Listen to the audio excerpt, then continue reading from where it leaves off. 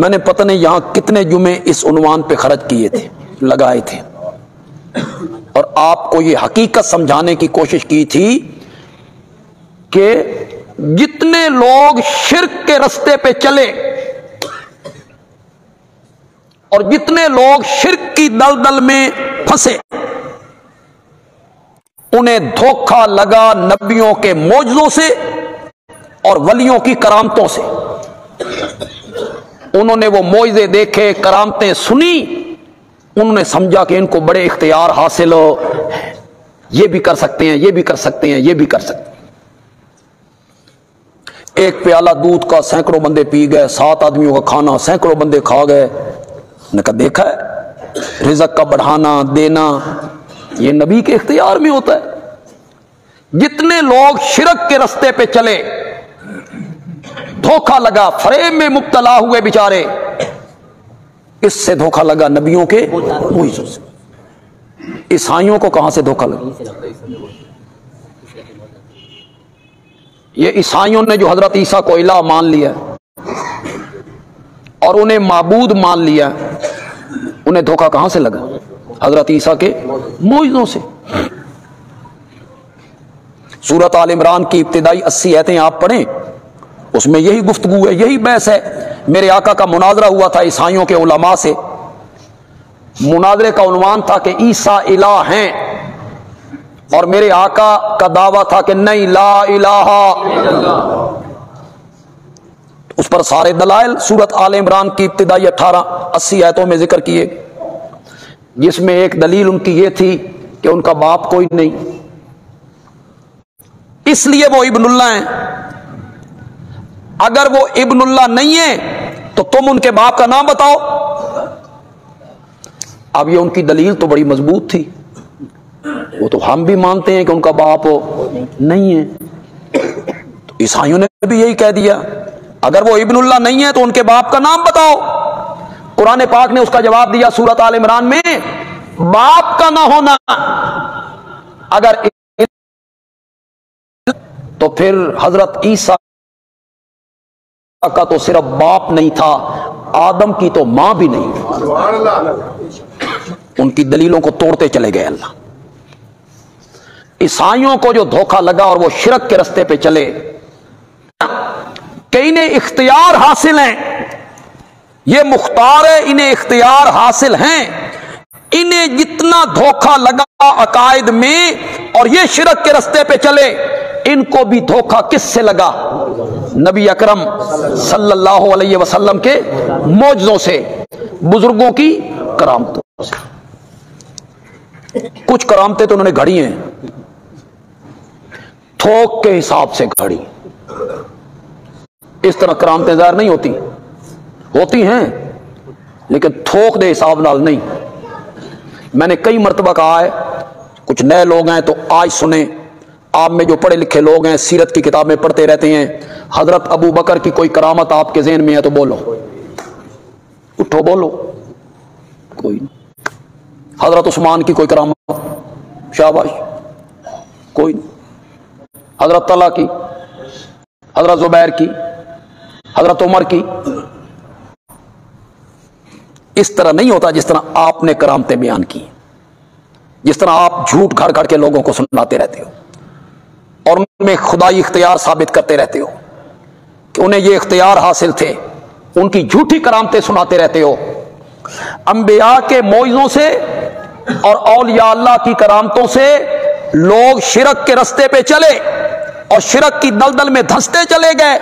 لوگوں کو سمجھانے کی ضرورت ہے، بار بار یہ بتانے کی ضرورت ہے کہ نبیوں کے معجزے بھی برحق، لیکن معجزے میں ہاتھ نبی کا ہوتا ہے، اختیار اور مرضی عرش والے کی ہوتی ہے۔ نبی کے اختیار میں نہیں ہوتا معجزہ، جب چاہے جہاں چاہے وہ معجزہ دکھا دے، اس کے ہاتھ میں نہیں ہے، ہاتھ اس کا ہے، اختیار کس کا ہے؟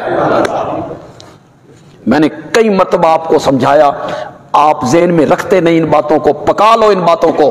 اگر معجزہ نبی کی مرضی سے صادر ہوتا، اتنی سادہ سی دلیل دے رہا ہوں، اگر معجزہ نبی کے اختیار میں ہوتا اگر معجزہ نبی کی مرضی سے صادر ہوتا تو حضرت موسیٰ لاٹھی کو سانپ بنتے ہوئے دیکھ کر کبھی نہ بھاگتے. خود نہیں بنایا تھا. اگر معجزہ نبی کے ہاتھ میں ہے تو لاٹھی کو سانپ انہوں نے خود نہیں بنایا تھا. پھر ڈرنا کیوں؟ پھر بھاگنا کیوں؟ اپنی مرضی سے بنایا, اپنے اختیار سے بنایا. انہیں پتا تھا کہ لاٹھی سانپ بنے گی, اپنی مرضی اور اختیار سے بنایا, پھر بھاگنا کیوں؟ پڑھیے قرآن کہتا ہے وَلَمْ يُعَقِّبْ, میرا موسیٰ پیچھے مڑ کے بھی نہیں دیکھتا تھا. سانپ پیچھے پیچھے, حضرت موسیٰ آگے آگے, یہ پیچھے مڑ کے نہیں دیکھتے. اوپر سے آواز آئی اقبل, سامنے آئیے. وَلَا تَخَفْ, وَلَا تَخَفْ تو منت کرو یار. ڈرنا کیوں؟ آپ بنایا, ڈرنا کیوں؟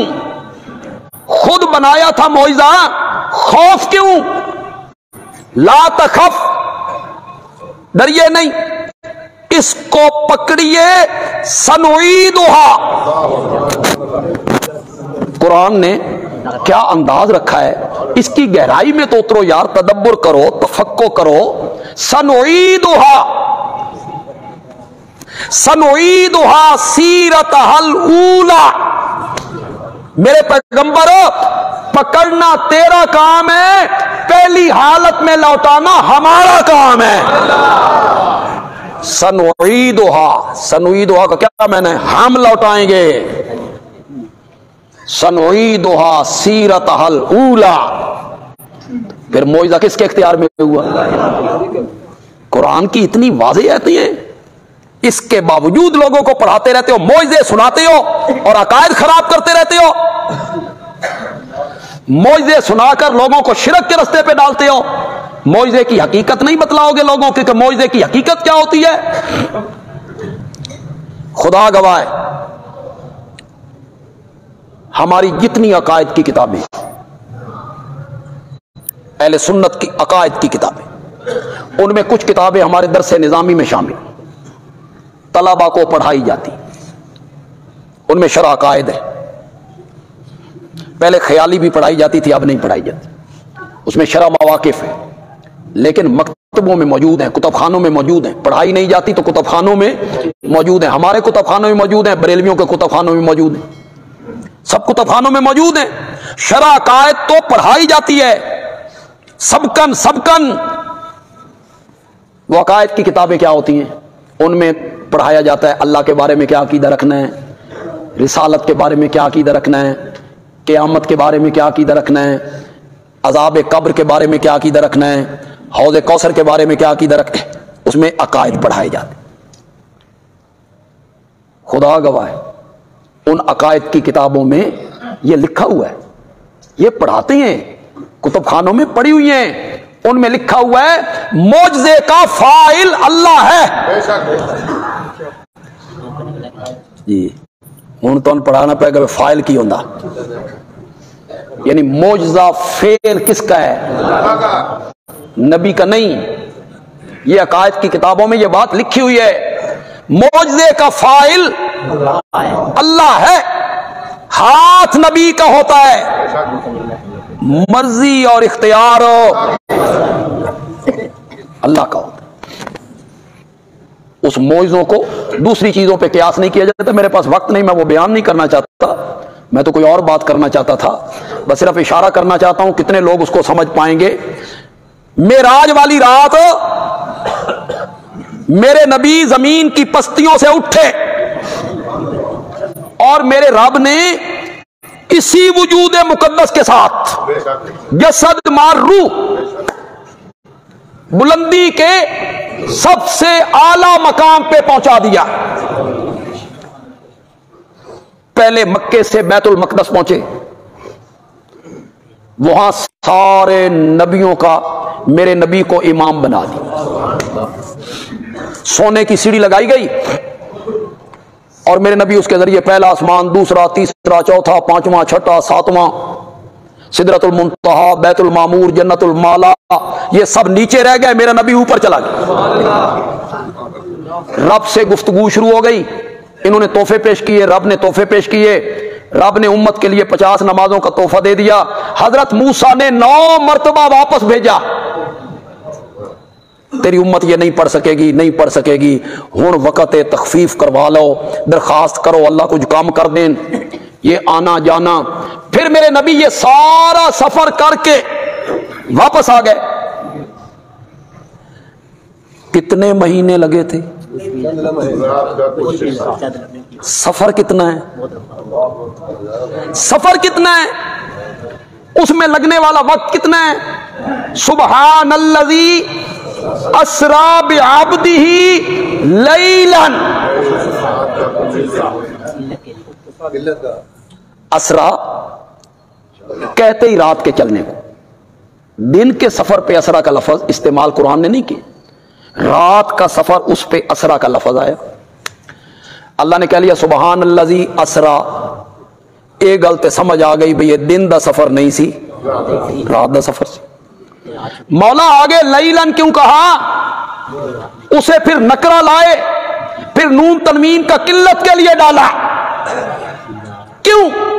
फरमाया असरा कहता ना तो लोग समझते पूरी रात लग गई होगी, आगे मैं लैलन लाया, उसे नकरा नून तनवीन का किल्लत के लिए, ये बताने के लिए सारी रात नहीं लगी, लैलन रात का। मेरा नबी ये सारा सफर करके वापस आ गया। अपने इख्तियार से गए थे? नहीं, अपनी मर्जी, अपना इख्तियार। ये सारा सफर, ये सारी परवाज मेरे नबी ने अपनी कुव्वत से की। यही साबित करना चाहते हो? इसके 1 साल बाद, मेराज के 1 साल बाद मेरे नबी ने हिजरत फरमाई मक्के से मदीना, 500 किलोमीटर।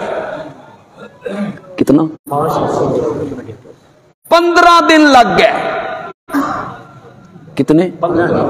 और वहां सानवी समझाओ मियां, कोई मसला हल करो, साडी परेशानी दूर करो। उधर गए तो लैलन, इधर गए तो 500 किलोमीटर और 15 दिन। मसला हल करो ना, नहीं तुमसे हल होता तो हमसे हल करवाओ। जब उधर गए थे तो मेरे नबी का मौजज़ा था, और मौजज़े में मर्जी और इख्तियार नबी का नहीं होता, अल्लाह का होता है। जब वो ले गया तो लैलन, जब अपने कदमों पे चल के गए तो फिर 500 किलोमीटर का सफर 15 दिनों में। अगर वो अपने इख्तियार से गए थे तो इधर भी अपने इख्तियार से चला जाना चाहिए था। न गार में छुपना पड़ता, न मुशरिकीन का ताक़ुब हो, न खौफ हो, न डर, न रस्ते में भूख हो, न प्यास हो। तो यही बात तो हम समझाने में लगे हुए कि मौजज़ा बरहक है, लेकिन मौजज़े में हाथ नबी का होता है, इख्तियार और मर्जी किसकी है?